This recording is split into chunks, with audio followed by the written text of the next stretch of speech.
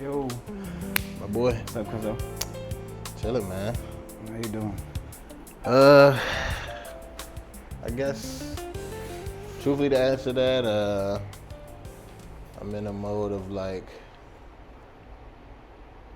can't nothing get in my way right now. Ain't nothing get in your way? Okay. Yeah, Why you feel like that?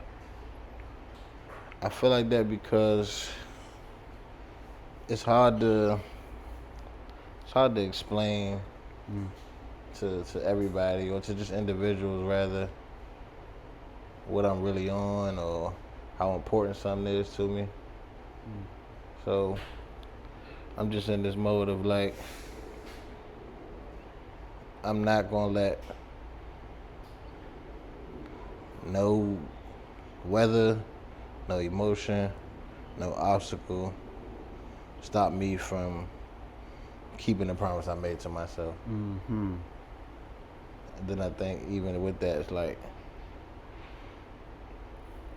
knowing that I promised it to me, the worst thing I want to do is share that with somebody else so they can discourage or make me doubt for a second that my promise can't come true. Come true. Yeah. Why is that? Why is that a thing that like on our birthdays, they say blow out your candles. You say you made your wish. You say yeah, I made my wish. It's not right. And they say don't tell nobody. Yeah. And they deliberately say don't tell nobody. And they say because it's not gonna come true. Why is that phrase so prevalent? Even for a birthday, but you know we're in our 30s, so it's like why does that still hold value?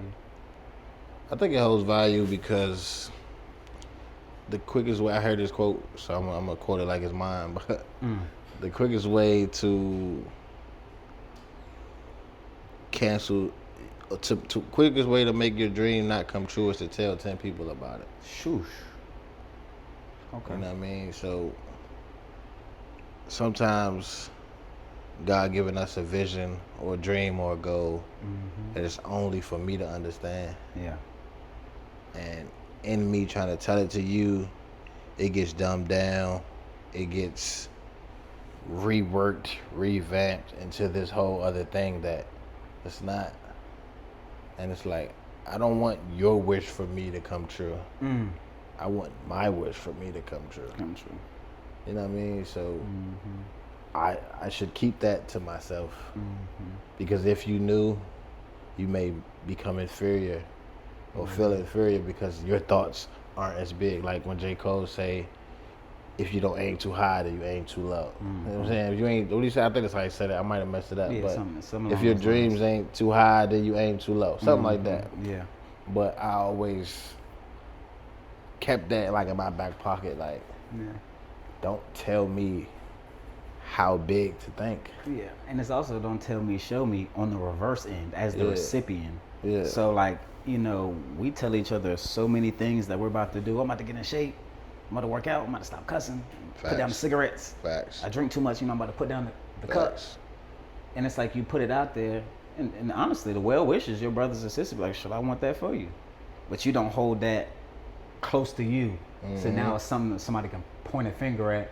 Maybe you Yeah. say you're trying to, you know, take care of your weight, or you was trying to eat less pork, or trying to Yeah. get more, you know, into this or that. It's like we kind of shoot ourselves at the sky before we get a chance to fly. Yeah, and the funny part is they're doing that too. It makes it harder right then and there because now you become self-conscious. Yeah. Like for me, with my weight loss journey, Okay. it's been a journey. And the main thing is like, there was a time where I posted every day, boom, this is what I'm doing.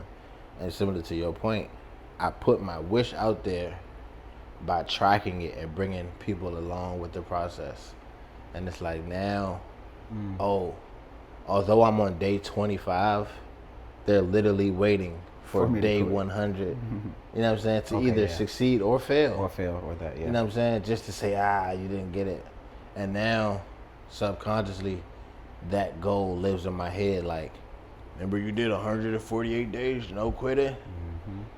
You could do it.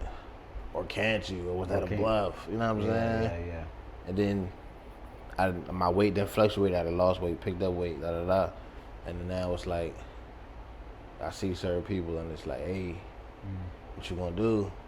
You gonna stay up? You gonna keep going? or you just playing. Yeah. Or you know, my kids, they get on me, and that'd be the worst one. Daddy, you on that diet? Yeah. You already put it out there. I already put it out there. Yeah. So it's like, it makes it, it's a form of accountability when you put it out there. Mm-hmm. But I don't think all things are meant to be shared. Nah. You know, so I'm just making sure that I'm working every day to give myself the opportunity that I really want. Yeah. Yeah. We tell people these things, and I also go with the room that we speak upon.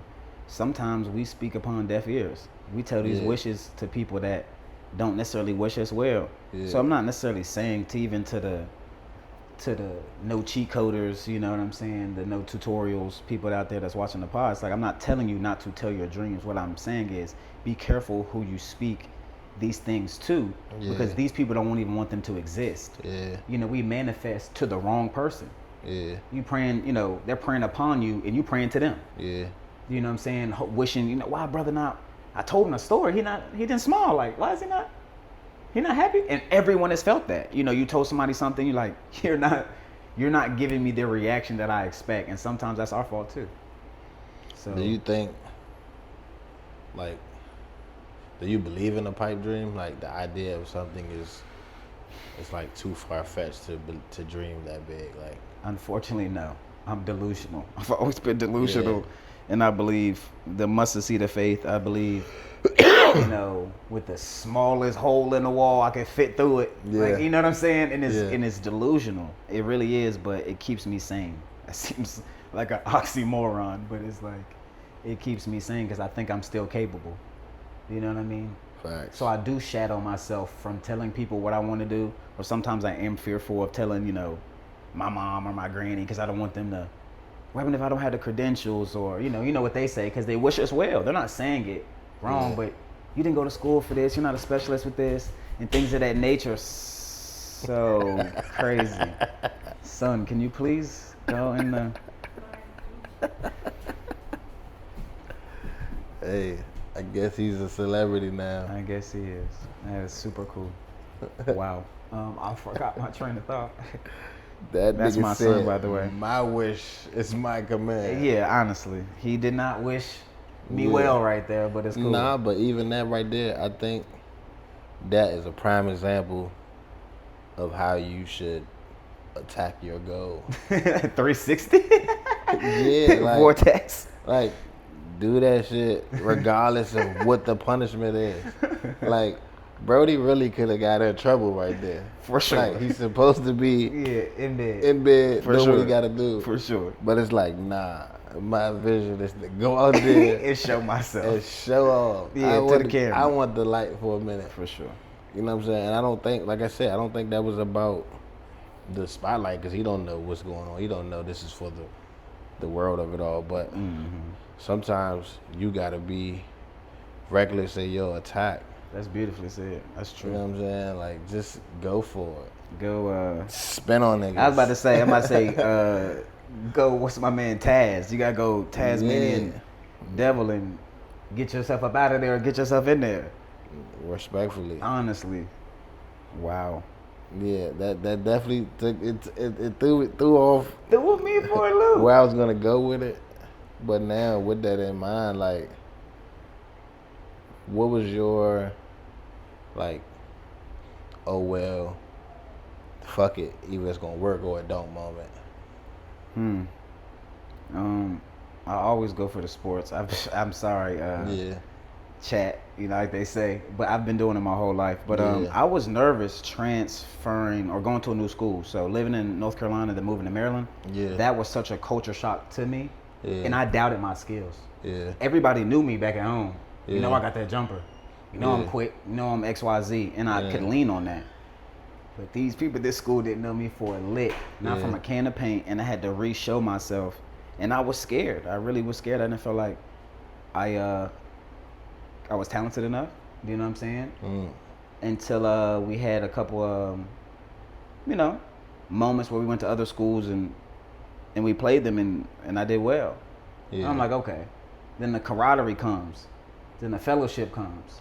Yeah. then the confidence kind of gets back from, okay, I'm not doing too bad. Yeah. And I fit in like glue after a couple months, you know what I mean, of kind of doubting myself. Everyone's looking at me like, you doubted what? You know what I'm saying? We in this together. Even though I failed, I wasn't like I was Reggie Bush, but I'm saying I had good moments and I had low moments, but I kind of stood on it. Yeah. It's okay, I made a mistake. Yeah. You know what I'm saying? So I kind of transferred back to my sports background. Like I felt like an ant, my guy. New school, new atmosphere. They're winning. Like I don't know necessarily how I fit in. Yeah. And I had to lean on what God told me. We put you here for a reason. That's big. You know, show up and show out. So for me, I gotta go back to my college dropout era. No Kanye. So after college, I had this moment of like self-realization and self-doubt all at once. So dropping out of college, I realized like I'm not a man. Not because I didn't complete the goal, but I couldn't stand on my 2 feet after that failure. I still needed everyone around me to kind of prop me up and to help me be sustained. And I had made a decision to like, okay, I'm not gonna move back over my mom's. Not because I wasn't welcome, but I was just ready to become a man. You know what I'm saying? Yeah. And I feel like at that point, at that junction in my life, manhood meant to me is like you gotta learn to do something for yourself. Yeah, on your own. You either gonna fail or you're gonna be successful because you did it, not because it was your mom's instructions and you no longer good at it or you no longer enjoy what you were instructed to do. It was Exactly. like, You weren't no, forced to do it. You've been brought this far. You've been a kept child. Yeah. You missed a lot of what people would have called hiccups and obstacles because my mom gave me that safe haven. Yeah. And I'm super grateful for A that. cocoon. Yeah, but I know that at a certain age, I realized that was like, oh, I'm still on a nipple. Technically. You know what I'm saying? And within that, it came a time where it was like, okay, college didn't work. You're working these jobs. What are you really gonna do? Are you gonna give up on everything you always thought about your own life? And always in the back of my mind, I always knew I would be an entrepreneur. There you go. And I used to tell my teachers, like, I'm gonna own a barbershop, and I'm gonna do this, I'm gonna do that.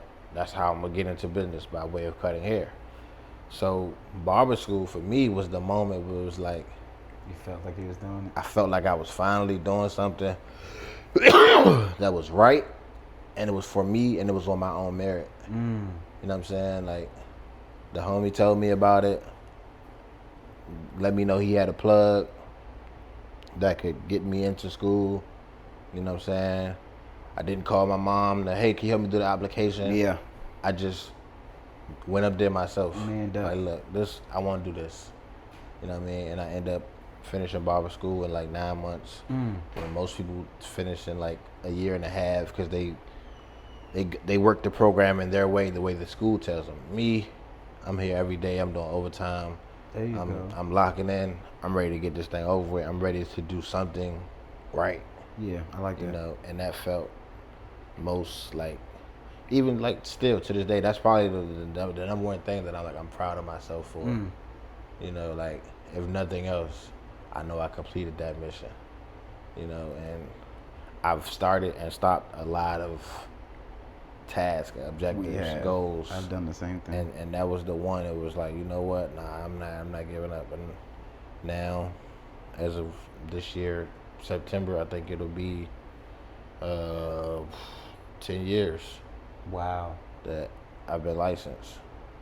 That's no tutorial. September. That's no tutorial, no cheat code. 2016. Yeah. I would say this, so I'm about to wrap it up. Yeah. That is excellent, bro. Because we don't think about, like, we're in it, but sometimes we're not in it to dominate it. We're not in it to win it. Or we're in it, but we're like, let's see where this takes me. Yeah. You were more like, I'm about to take this. Yeah. I'm about to, this thing about to see where I take it. Yeah. You know what I'm saying? And I appreciate that, especially for the entrepreneurs that's watching.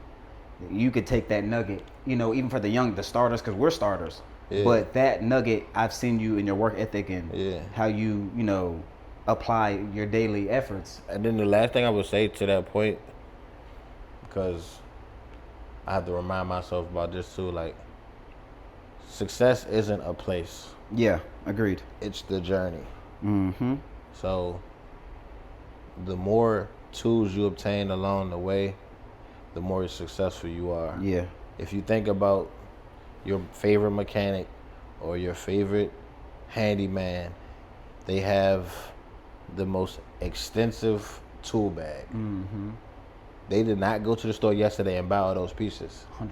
They bought that 8-foot wrench with a magnet attachment because of a job 3 years ago. And it's going to come in handy tomorrow. You know what I mean? So we got to be cool with, like, my success don't look like your success. And keep working at it. We building. Because I'm no celebrity barber, no. But I feed my kids with these hands. Exactly. You know what I'm saying?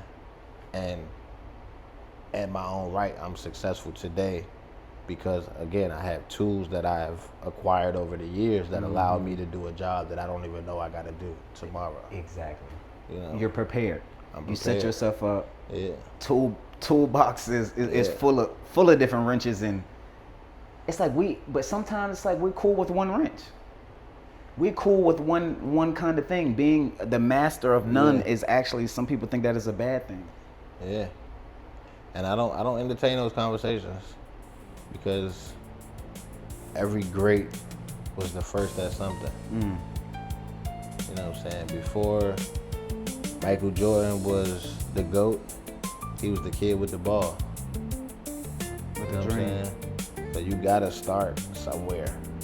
You gotta be willing to be the first of you and not the last of them. Amen to that. You know what I'm saying? For real, but I think we about hit the time. Excellent, bro. Yeah, man. Hey, man. It's like, cue the music.